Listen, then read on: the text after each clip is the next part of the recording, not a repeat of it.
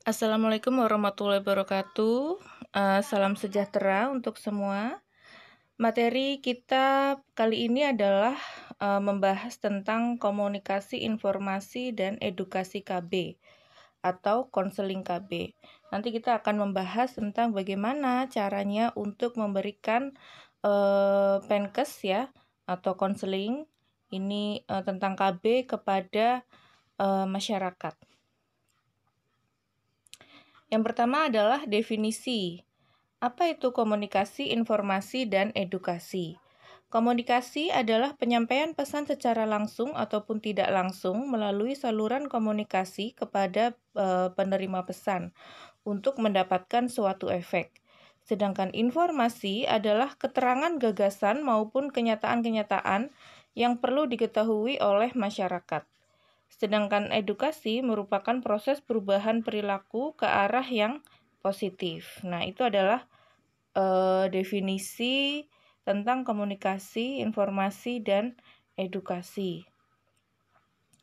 Selanjutnya yaitu apa tujuan dilaksanakan program KIE-KB. Yang pertama yaitu meningkatkan pengetahuan, sikap, dan praktik KB sehingga tercapai penambahan peserta baru. Kemudian ada membina kelestarian peserta KB, meletakkan dasar bagi mekanisme sosiokultural yang dapat menjamin berlangsungnya proses penerimaan. Untuk mendorong terjadinya proses perubahan perilaku ke arah yang positif, peningkatan pengetahuan dan sikap praktik masyarakat atau klien secara wajar, sehingga masyarakat melaksanakannya secara mantap sebagai perilaku yang sehat dan bertanggung jawab.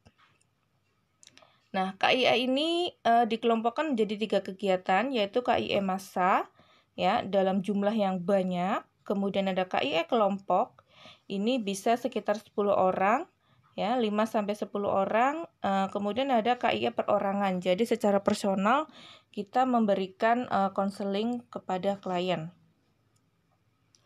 Nah, KIE ini berdasarkan media yang digunakan, yaitu ada melalui radio, televisi, mobil unit penerangan, penerbitan atau publikasi, pers atau surat kabar, melalui film, kegiatan promosi, dan pameran. Kalau pada zaman sekarang ini bisa juga digunakan media melalui sosial media ya, karena lebih jangkauannya memang lebih luas juga. Kemudian ada prinsip KIE.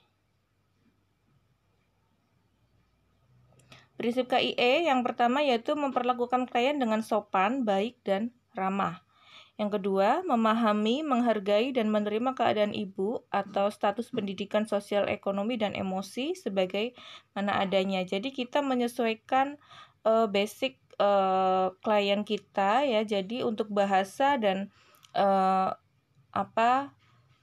bahasa dan cara komunikasinya itu bisa kita sesuaikan. Yang ketiga yaitu memberikan penjelasan dengan bahasa yang sederhana dan mudah dipahami, menggunakan alat peraga yang menarik dan mengambil contoh dari kehidupan sehari-hari.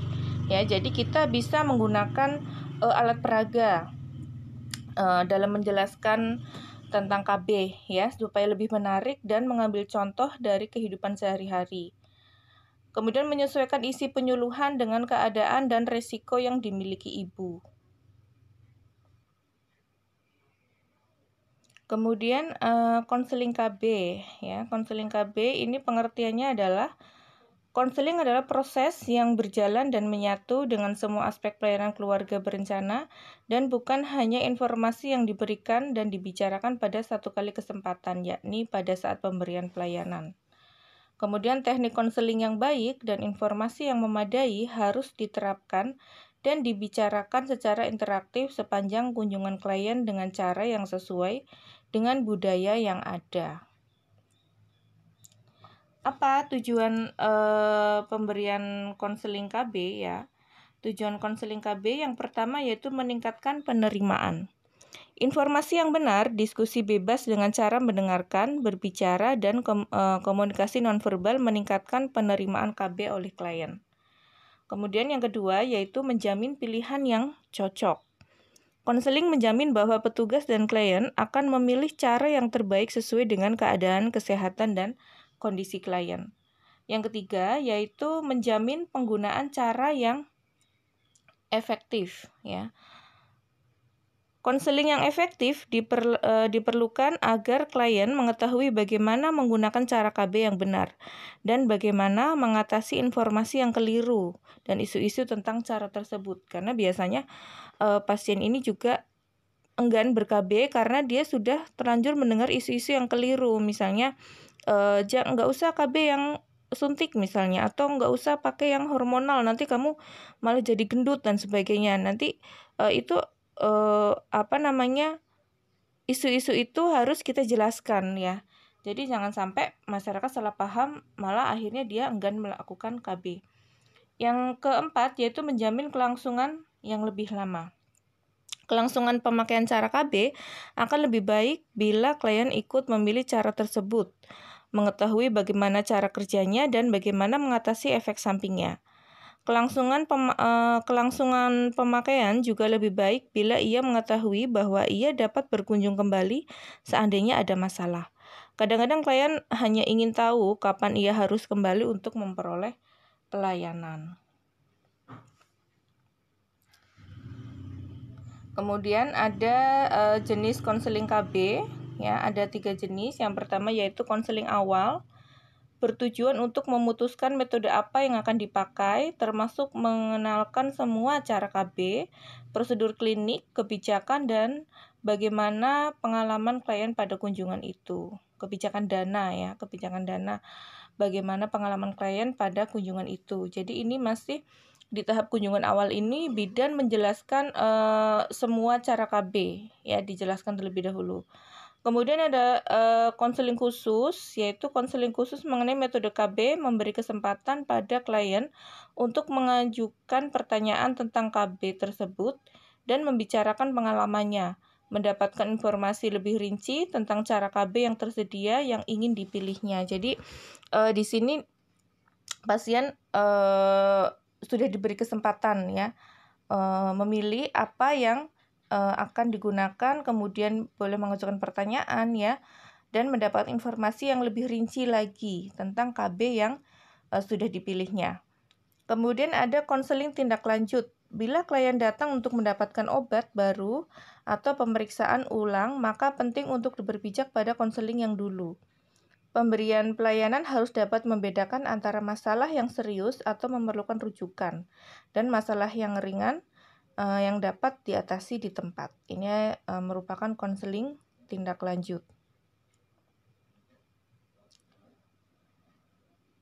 Kemudian ada langkah konseling KB, ya. Konseling KB disingkat GATHER, ya, menurut Gallen dan Leitenmeyer, ya, ini di tahun 1987. Langkah ini disingkat menjadi GATHER. Nah, ini GATHER. Ya, akan kita bahas dulu yang pertama yaitu G atau greet, beri salam, ya, mengenalkan diri dan membuka komunikasi. Kemudian ada E yaitu ask atau assess, ya, menanyakan keluhan atau kebutuhan pasien dan menilai apakah keluhan atau keinginan yang disampaikan memang sesuai dengan kondisi yang dihadapi. Kemudian ada T, ya, atau tell, beritahu bahwa persoalan pokok yang dihadapi oleh pasien adalah seperti yang tercermin dari hasil tukar informasi dan harus dicarikan upaya penyelesaiannya. Selanjutnya adalah H atau help, ya, bantu pasien untuk memahami masalah utamanya dan masalah itu yang harus diselesaikan. Jelaskan beberapa cara yang dapat menyelesaikan masalah tersebut, keuntungan dan keterbatasan, minta pasien untuk memutuskan cara terbaik bagi dirinya. Kemudian ada I, explain, ya, jelaskan bahwa cara terpilih telah diberikan atau dianjurkan dan hasil yang diharapkan mungkin dapat segera terlihat atau diobservasi beberapa saat hingga menampakkan hasil seperti yang diharapkan. Jelaskan pula siapa dan di mana pertolongan lanjutan atau darurat dapat diperoleh.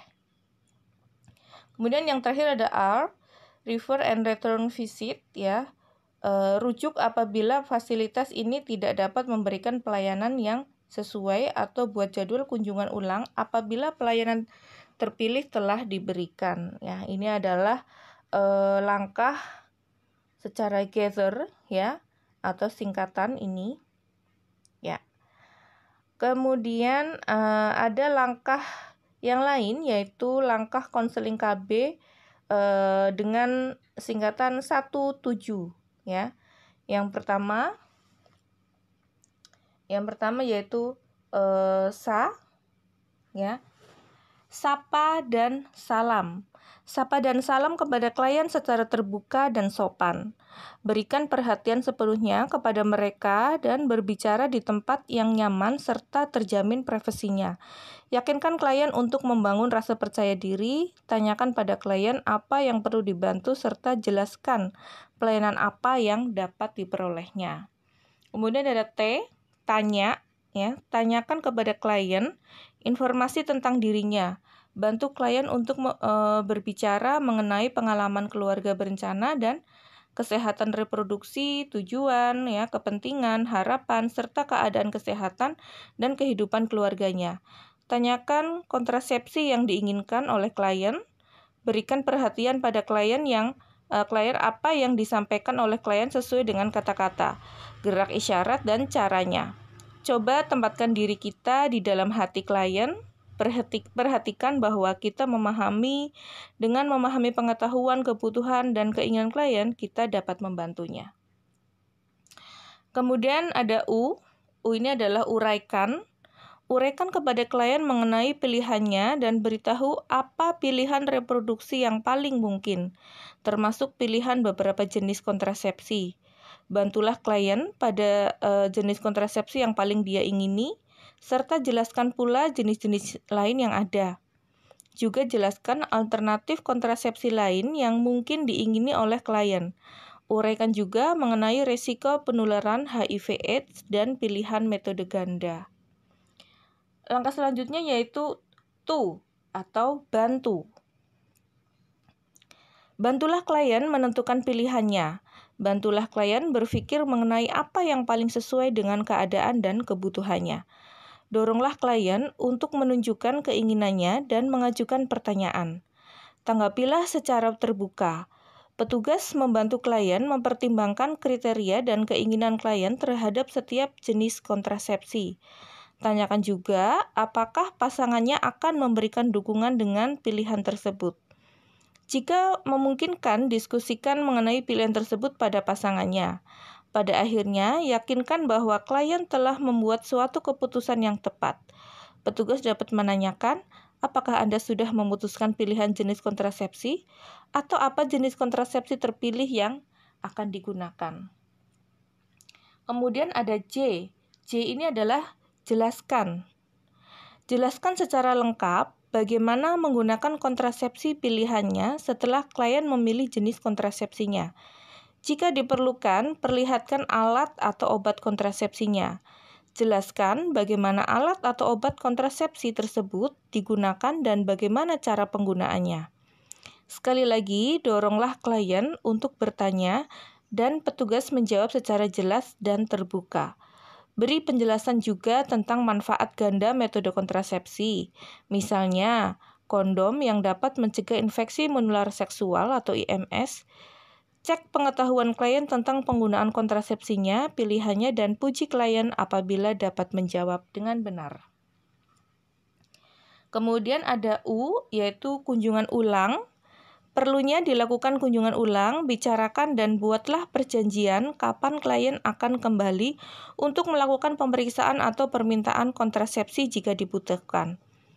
Perlu juga selalu mengingatkan klien untuk kembali apabila terjadi suatu masalah. Nah, itu adalah langkah-langkah konseling KB yang dapat disingkat menjadi 17. Silahkan, nanti kalian akan menggunakan cara yang mana ya. Ini sama-sama membantu kalian dalam melakukan langkah konseling KB. Entah menggunakan metode yang gather atau menggunakan metode yang 17. Ya, kemudian ada 3 pesan penting dalam kegiatan KIE, yaitu yang pertama adalah pengertian dan manfaat KB bagi kesehatan dan kesejahteraan keluarga. Kemudian ada proses terjadinya kehamilan pada wanita yang penting dalam kaitannya menerangkan cara kerja alat dan metode kontrasepsi. Kemudian ada yang ketiga adalah jenis alat metode kontrasepsi yang ada, cara pemakaian dan cara kerjanya serta lama pemakaiannya. Ini adalah yang harus kita tekankan kepada klien ketika melakukan konseling KB. Kemudian ada tahapan konseling KB, ya. Ini adalah yang pertama yaitu tahapan ini. Yang pertama, sebagai sumber informasi pertama tentang jenis atau alat metode kontrasepsi pada umumnya diterima oleh masyarakat, ya, dari petugas lapangan KB yaitu PLKB, PPKBD maupun kader. Kemudian ada selanjutnya juga dilakukan kegiatan bimbingan, ya. Kegiatan ini merupakan bimbingan kontrasepsi yang merupakan tindak lanjut dari kegiatan KIE, juga merupakan tugas para petugas lapangan KB. Kemudian ada kegiatan rujukan. Kegiatan rujukan ini bisa dibedakan dalam dua macam, yaitu rujukan untuk calon KB dan rujukan untuk peserta KB. Kemudian ada kegiatan KIPKA atau komunikasi interpersonal dan konseling. Ini juga menjajaki apakah klien sudah mengetahui, memahami alat dan metode kontrasepsi yang dipilihnya tersebut, ya. Apakah klien mengetahui jenis alatnya, ya. Bila belum mengetahui, perlu diberikan informasi mengenai hal-hal di atas, ya. Berikan klien kesempatan untuk mempertimbangkan pilihannya kembali, kontrasepsi apa yang akan dipakai. Jika diperlukan, bantulah klien dalam proses pengambilan keputusan. Kemudian bisa juga klien diberi informasi bahwa apapun pilihannya, sebelum diberikan pelayanan, klien akan diperiksa terlebih dahulu kesehatannya sehingga belum tentu alat atau metode kontrasepsi yang dipilihnya tersebut secara medis cocok buat dirinya. Hasil pembicaraan dengan klien di atas dicatat pada kartu konseling sesudah klien mengambil keputusan tentang alat atau metode kontrasepsi yang dipakainya. Kemudian yang kelima yaitu kegiatan pelayanan kontrasepsi, ya. Pemeriksaan kesehatan yang dilakukan meliputi anamnesis dan pemeriksaan fisik.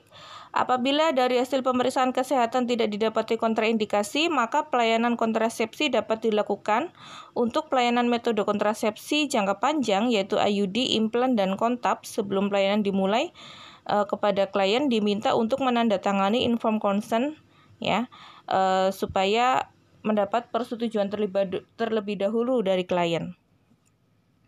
Kemudian yang terakhir yaitu kegiatan tindak lanjut atau pengayoman. Selesai mendapatkan pelayanan kontrasepsi, petugas melakukan pemantauan kepada keadaan peserta KB dan diserahkan kembali kepada petugas lapangan KB. Hal ini karena pola pendekatan para PLKB adalah dengan kunjungan ke rumah-rumah para peserta KB, khususnya peserta KB baru. Oleh karena itu, tugas kunjungan ini sekaligus dapat dimanfaatkan untuk memantau keadaan para peserta KB baru, apakah dalam keadaan sehat ataukah mengalami efek samping atau komplikasi. Ya, itulah materi tentang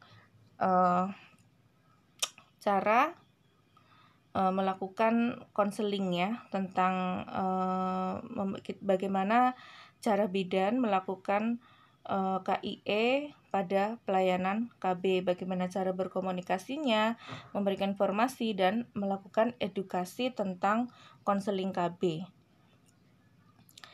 Ya, demikian penjelasan dari saya. Terima kasih atas perhatiannya, semoga bermanfaat. Selanjutnya kita akan melakukan diskusi di grup chat, ya. Terima kasih. Wassalamualaikum warahmatullahi wabarakatuh.